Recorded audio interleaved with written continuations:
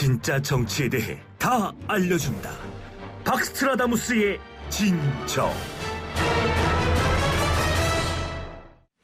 네, 쏟아지는 소식들 너무너무 많죠. 이 소식들 속에서 누구보다도 독보적인 깊이 있는 분석을 해주시는 분입니다. 이미 모든 것을 알고 계신 바로 그분, 박스트라다무스 박지원 전 민생당 의원 연결돼 있습니다. 의원님 안녕하세요. 네, 안녕하세요. 박지원입니다. 네. 오늘 아주 활기찬 목소리로 인사를 해주셨는데요. 감사합니다. 21대 국회가 본격적으로 시작이 됐습니다. 21대 국회 당부하고 싶은 말씀이 있다면 뭐가 있을까요? 우선 개헌 협상부터 지지부진하다 하지만은 저는 6월 5일 소위 의장단 구성을 하는 개헌 협상이 될 거고, 네. 6월 8일 상임위원장을 선출하게 될 것으로 기대합니다. 어떻게 됐든 실패한 20대 국회보다 오손도손 국민이 걱정하는 경제 등 미중 갈등, 대북 문제 등 시원하게 해결하는 그런 국회가 되기를 바랍니다. 지금 오손도손이라는 말씀을 쓰셨는데 그에게는 미래통합당하고 민주당의 협치가 잘 이루어질 거다 이렇게 보시기 때문에 쓰신 말씀일까요? 협치가 이루어지도록 서로 노력해야죠. 이루어지도록. 예. 네.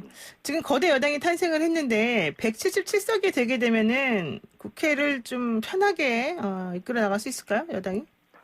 물론 그런 긍정적 면도 있지만은 우선 집권 여당은 겸손하게 절대 오만해서는 안 됩니다. 제1야당 지금 여야 둘밖에 없잖아요. 네. 야당을 잘 설득해서 국회가 원만하게 이루어지도록 노력하는 자세가 필요합니다. 그래도 야당이 협조하지 않을 때는 아마 177석의 의석을 가지고 단독 처리하는 그런 국회가 되리라고 예상합니다. 아, 그렇군요.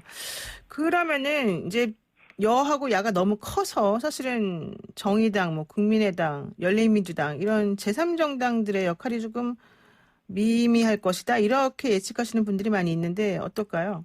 지금 소수 정당들은 국회에서 원체 의석이 큰 여야가 있기 때문에 존재감을 드러내기가 굉장히 어렵겠죠. 네. 그렇지만 특히 정의당 같은 당은 가치관을 중시하기 때문에 그러한 면에 입법 활동도 확실하게 하고 또 여야에 요구할 것은 과감하게 국민을 상대로 요구하면은 국회에서 입지를 살려나갈 수 있다. 저는 그렇게 봅니다. 아, 그러시군요. 그리고 이제 본격적으로 한번 얘기를 여쭤볼 건데요. 6월 5일에 21대 국회 개원이 이제 예정이 됐는데 법사위원장하고 예결특위위원장하고 이 자리를 놓고 지금 민주당하고 통합당이 서로 계속해서 팽팽하게 맞서고 있습니다. 이 자리들이 그렇게 중요한가 보죠? 그렇죠. 왜냐하면은 잘 아시다시피 모든 입법 활동을 하기 위해서는 반드시 상임위에서 통과된 법안이 또는 법사위 자체 법안이 법사위를 경유해서 본회의에 상정되기 때문에 일종의 입법의 게이트 키퍼가 되는데 네. 지금까지 야당이 법사위를 가져간 전례 때문에 네. 특히 문재인 정부 지난 3년은 사실 촛불혁명의 사물로 태어났기 때문에 문재인 대통령은 더 많은 개혁을 해야 되는데 법과 제도에 의한 개혁이 이루어지지 못했습니다. 네. 그렇기 때문에 거대 여당인 177석이기 때문에 반드시 민주당에서는 요구하게 될 것입니다. 그러면은 결과적으로는 민주당이 원하는 대로 이 원구성이 이루어지겠습니까? 저는 그렇게 되리라고 봅니다. 지금 현재 법과 제도에 의한 개혁을 위해서는 법사위원장과 코로나19 망가진 경제를 살려내는 데는 예결위원장이 굉장히 필요하거든요. 네. 또 과거에 지난 국회에서 예결위원장이 붙들고 있어가지고 예산이 얼마나 어려웠습니까? 그렇기 때문에 민주당으로서는 법사위원장 예결위원장을 다 가지려고 노력할 것입니다. 네. 그래서 뭐 18개 상임위원장을 전도 독식하겠다. 소위 미국식으로 승자 독식한다고 했던 네. 말도 나왔는데 이제 11대 7로 아마 합의가 돼가는 것 같습니다. 아, 11대 7. 조영 대표가 그러한 발언을 하더라도 민주당에서 이유를 제기하지 않는 것은 18개 상임위원장을 독식하겠다. 네. 이것은 일단 엄포용이었다 이렇게 보고 야당 즉 통합당의 엄살에 조금 조정되고 있는 것 아닌가 이렇게 느껴집니다. 그러면 11대 7에서 그 11 속에 바로 예결위원장하고 법사위원장이 포함된다는 거죠? 의원님 저는 생각은? 그렇게 보고 있습니다. 예, 그렇군요. 근데 사실 그 의원님께서는 지난 국회에 계속해서 법사위에 계셨었잖아요. 네. 근데 김태년 원내대표가 체계 자구심사권을 좀 빼야 된다 이런 주장을 계속 하고 있단 말이죠. 이건 어떻게 보세요?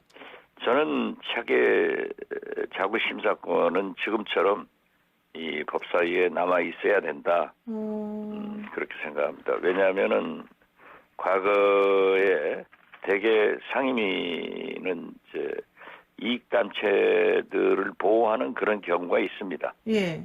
예를 들면 산자위 같으면은 산업계를, 기재위 같으면은 뭐 재계를, 또 금융위는 금융산업 이렇게 됐을 때 네.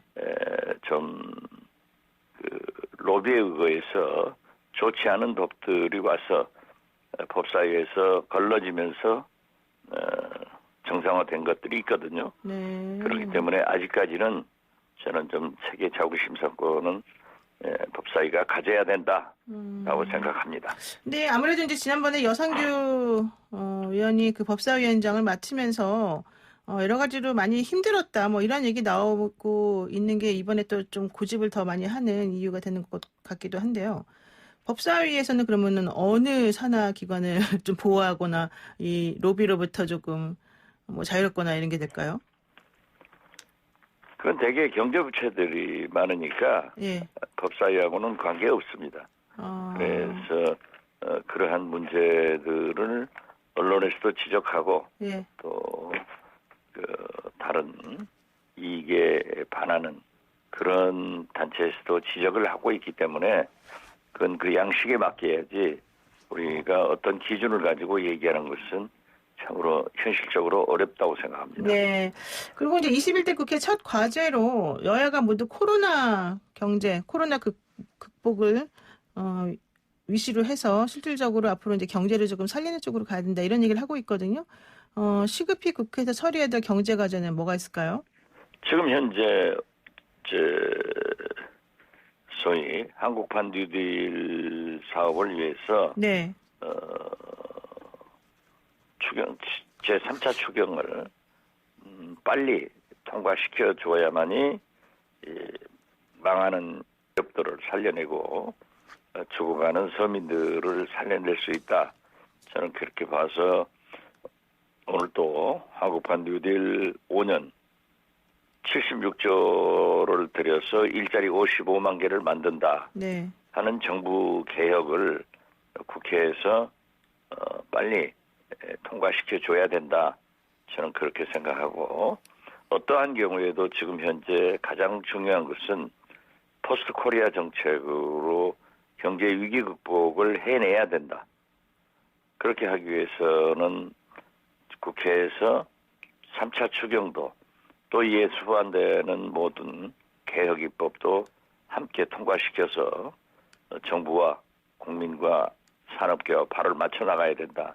이렇게 생각합니다. 지금 얼마나 많은 노동자들이 네. 어려움을 겪고 있습니까? 이런 것들을 살려내야 된다고 생각합니다. 지금 그 미래통합당에서는 3차 추경에 대해서 내용을 조금 보고 네네. 그리고서 협조할 건 협조하겠다. 하지만 또 그렇지 않을 수도 있다. 이런 지금 얘기를 하고 있지 않습니까? 김종인 비대위원장은 코로나로 인해서 국가가 총체적으로 어려우니까 큰 추경이 올 것이다. 네. 그래서 근본적으로 찬성할 뜻을 비쳤던데 네. 저는 김종인 비대위원장이 상당히 적극적으로 이러한 문제는 협조를 하리라고 봅니다. 그런데 주호영 원내대표도 그럼 같은 행보를 합니까? 그렇게 뭐 당 비대위원장이 하면은 원내대표 공동보조를 취하겠죠. 그렇지만은 또 국회를 책임지고 있는 주호영 원내대표로서는 무조건 통과보다는 재정 문제 등을 좀 꼼꼼히 챙겨보는 것은 당연한 것 아니겠어요? 네. 뭐 무슨 딜을 하거나 그러지는 않나 보죠? 뭐 그런 것은 있겠어요. 네. 지금 그리고 김종인 비대위 체제가 어제부터 본격적으로 시작이 되면서 계속 당 쇄신을 강조했고요. 뭐 변화보다 더 큰 변화 이러면서 민주당을 뛰어넘는 보다 진보적인 혹은 진취적인 측면에서의 그런 탈바꿈을 해보겠다는 시도를 지금 내비치고 있는데 좀 가능하겠습니까? 저는 본래 김종인 비대위원장은 네. 보수와 진보를 자유롭게 뛰어다니면서 만약 보수에 있으면은 진보 정책을, 진보 진영에 있을 때는 보수 정책을 과감하게 추진하거든요. 네. 그래서 저는 이 김종인 통합당 비대위원장은 이번에도 제1차로 들고 나오는 게 경제혁신기구를 구성해서 국민연금으로 임대주택을 많이 지어가지고 2030 세대에게 주거 문제를 해결하고 저출산 문제를 해결한다는 등 굉장히 진보적 정책을 많이 차용할 거예요. 네. 그렇기 때문에 저는 과거 황교안 리더십과 달리 협조할 것은 과감하게 협력할 것이다. 그리고 반대할 것은 또 반대할 것이다. 그렇게 생각합니다. 네. 그리고 지난주에 저희가 이용수 할머니 기자회견에 대해서 이야기를 한 적이 있었고 지난 금요일에 윤미향 당선인 기자회견이 있었는데 그때 박 의원님께서는 어느 정도 다 해명이 됐다 이런 얘기를 좀 하셨어요. 어느 정도 해명했다는 그러한 내용이 아니고요. 예. 그렇게 보도가 되던데 그건 아닌가 보죠? 예. 그런 본문을 읽어보면 그런 게 아니에요. 네. 왜냐하면 저는 이용수 할머니의 문제 제기에 대해서 윤미향 의원이 당선자나 의원 신분을 갖기 전에 공인으로서 거기에 대한 해명을 해야 된다. 네. 그렇기 때문에 의원직 하루 전에 그렇게 기자회견을 가져서 해명한 것은 잘 됐다. 네. 잘한 겁니다. 제가 볼 때. 네. 그렇지만은 지금 해명한 것에 대해서 네. 지금 납득하지 못하고 여러 곳에서 계속 문제 제기를 하고 있잖아요. 네. 그렇기 때문에 이용수 할머니도 바라고 윤미향 의원도 검찰에 조사받을 때 얘기하겠다는 식의 검찰 조사를 바라고 민주당에서도 검찰 조사 결과를 보자. 그리고 통합당에서도 심지어 이러한 문제는 검찰에서 수사해달라. 전국적으로 보면 거의 네 당사자들이 네. 다 검찰 수사를 지켜보자라고 했기 때문에 저는 지금 다 윤미향 의원이나 이용수 할머니의 주장이 서로 다릅잖아요. 네. 또 통합당에서 제기하는 의혹도 다르잖아요. 또 민주당은 그러한 것을 방어하려고 그러면서도 검찰 수사를 보자고 하니까 지금은 검찰 수사를 적극적으로 협력해서 검찰에서 신속히 조사해서 그 처리를 하는 것이 옳다. 저는 그런 스탠스를 가지고 있습니다. 네. 결과적으로는 수사를 좀 본 다음에 얘기해야 될지 지금은 좀 말하기 곤란하다 이런 건가요? 말하기 곤란한 게 아니라 네. 당사자들의 말이 다 달랐잖아요. 네. 그러니까 그러면 봐야 된다. 왜 박지원이 조사권이 없잖아요. 알겠습니다. 예, 오늘 말씀 여기까지 듣겠습니다. 고맙습니다. 네, 감사합니다. 네, 지금까지 박지원 전 민생당 의원이었습니다.